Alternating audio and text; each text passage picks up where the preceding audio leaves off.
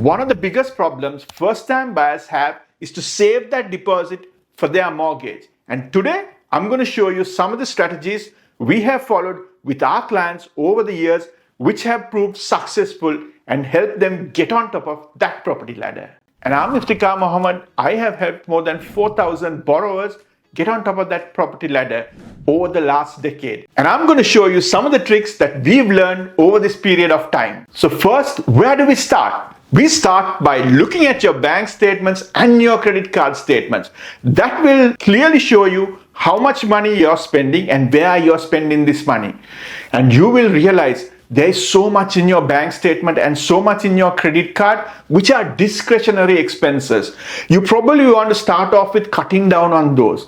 Second thing that you want to do is when you see your bank statements, there might be some duplications. I have had clients who spend money on Netflix. They also spend money on Amazon Prime. So that's a duplication. So you might want to cut off one of those things. So then you probably want to look at the subscriptions you pay for, especially on your mobile phone. There will be apps that you are paying for but not using. Those are all wasted money which you can save towards your deposit. So start looking at those first. Then you probably want to dig into it deeper on your bank statements and the credit card. So you'll be surprised after this exercise how much money you are actually going to be saving going forward. Second thing, avoid buy now, pay later schemes. Schemes like Klarna is very helpful if you're trying to buy something and you want to spread it over a period of time. But if you're using schemes like that, it eventually adds up. And before you know it, it'll be adding up to quite a lot of money that you could have saved. So try and cut down on these expenses. And third thing will surprise you, shop for groceries online. Supermarkets will not like me telling you this.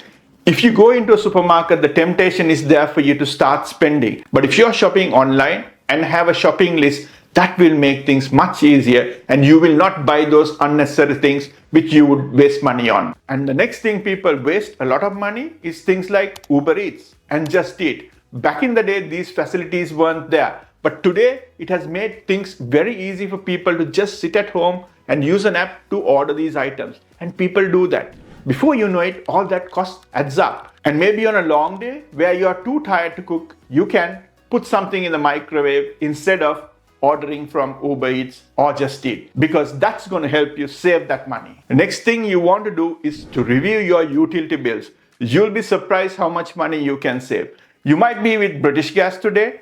Maybe if you go to Southern Electric, it might save you money. You might be with Vodafone today, but tomorrow, O2 might have a better deal. So if you go there, you will save money. And the next thing you want to do is to try and avoid paying credit card interest. Most people don't know, but the credit card interest is probably one of the worst interest rates that you can pay.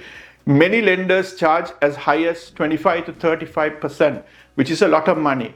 And without you knowing it, it actually hurts you. So if you have a credit card and you cannot settle that in full, maybe it's an idea to move it to a 0% credit card.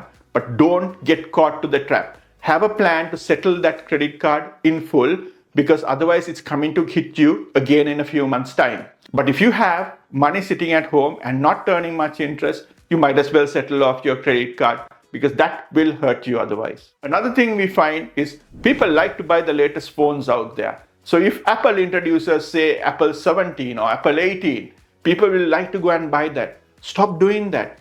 Apple 15, Apple 16 may be doing the same job. May not be as good as the latest one, but I don't think it's far off. So if you go to an older model, you actually will save a lot of money. Another thing that really hurts people is their rent. Obviously, if you're not on a mortgage, I'm pretty sure most people will be renting.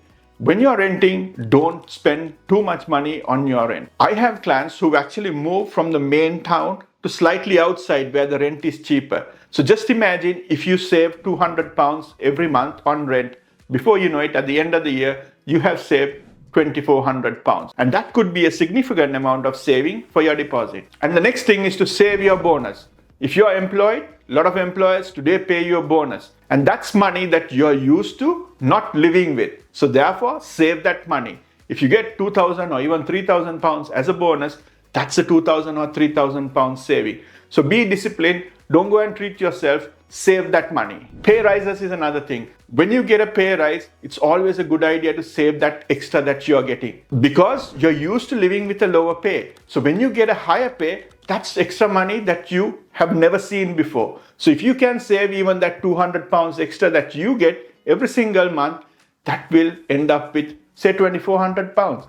That's savings that you can easily make because you're used to the lifestyle with earning £200 less. So next thing is your savings. If you have savings, always invest it in a savings account that will give you a good amount of return. But if you really want, you can also invest in schemes like ISAs.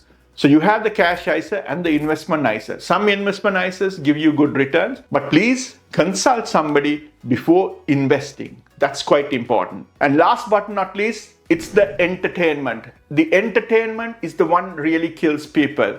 People have a lot of entertainment costs. I see the younger crowd spending a lot of time in pubs, restaurants, and also in nightclubs.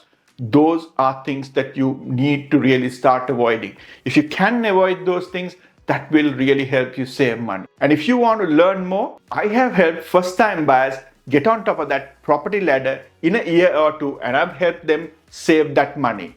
But that requires a lot of discipline. But if you're really interested in saving money for your deposit and need specific help, please do get in touch with me or any of my team members.